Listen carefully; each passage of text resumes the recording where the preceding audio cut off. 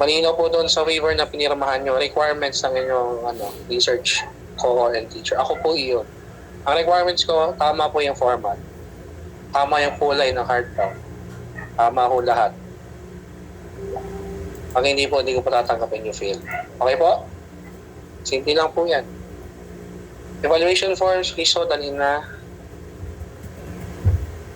Okay po. Even though meron po tayo doon, di ba sa portfolio, part evaluation form, iwalay po natin.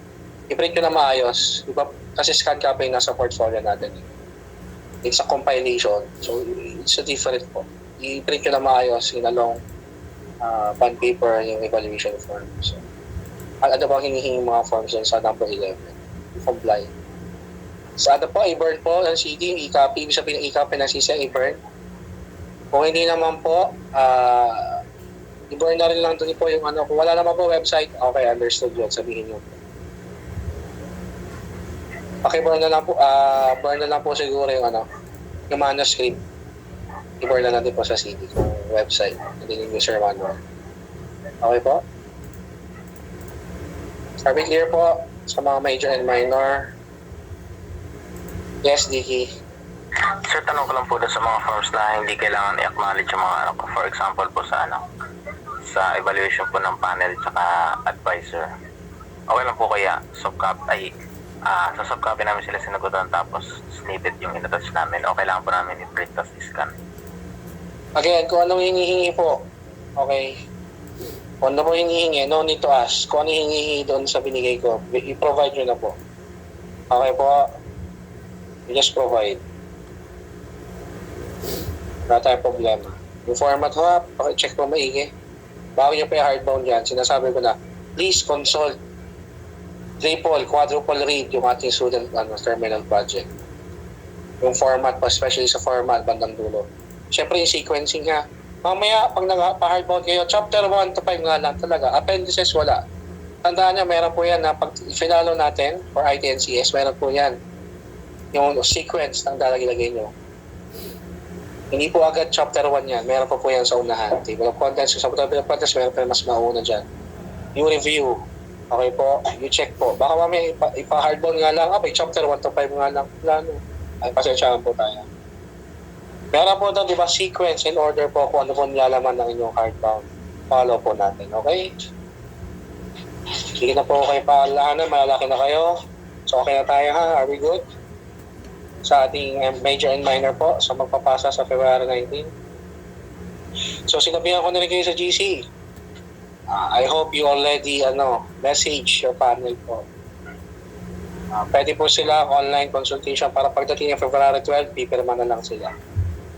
I hope ganun po ginawa nyo. You still message your mga panel of evaluators po para at least mabilis lang tayo sa February 12. Kasi hindi talaga sila makakagilap ngayon. Most of our faculty, 100% ay nag-uwian na sa probinsya. Okay po? Naka-vacation mode na sila. So, ngayon yung kahapon, nung last day, si Sir Miro nasa school, hindi siya makakagilap. Ngayon darating yung Friday, si Ma'am Fe, kung meron panel si Ma'am Fe, nasa school siya ng Friday.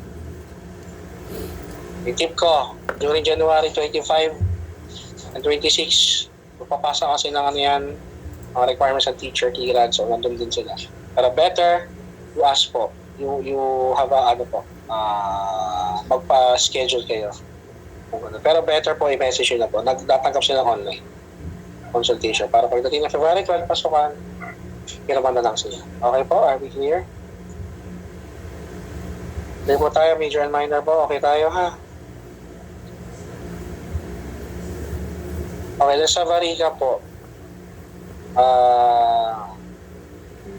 Sige Ray, recap tayo Ray. Ang pumanes. Let's have a recap before we move on sa exciting part, ang ating internship. Thank you. So, Mr. Ray, recap po. Ayun, bali po, ang pinag-usapan po natin is yung sa liability po sa waiver forms is yung February 19 po. Before February 19 po, dapat makapagpasa na and i-check po ng maigi kung yung format po ba is aligned dun sa ating student terminal and yun lang po sir. Okay, actually yun talaga. Check yung format. And then yung mga requirements, so please. Check yung guidelines, yung aking ginawang guidelines para sa yung number 11. Lahat po yun dapat ipasa. Okay po. Pa-burn po, pag may system, kung online naman, you just burn yung manuscript. Lahat na naman po talaga dapat i-burn din yung manuscript. And then yung user manual. Paki-burn po yung mga manuscript yung user manual doon. Mga appendices doon. Okay po?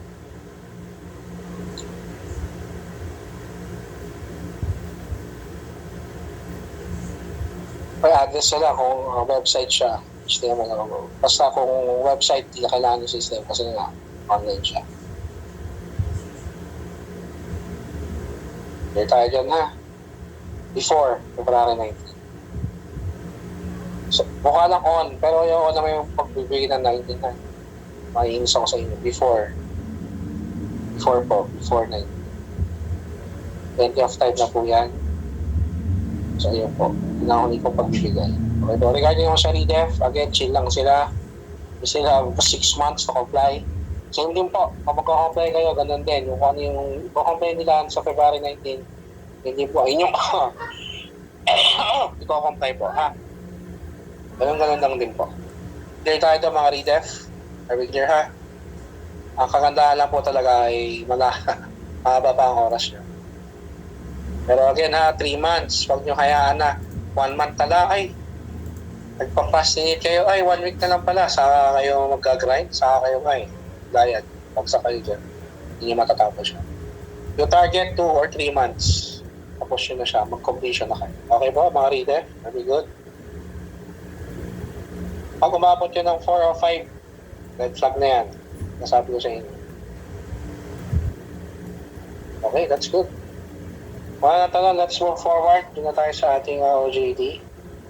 So alam naman natin, ito ang ating napunta doon. So nag-meeting na tayo with Paldi kanina. So malinaw na po ang ating gagawin. Let me share by Sri.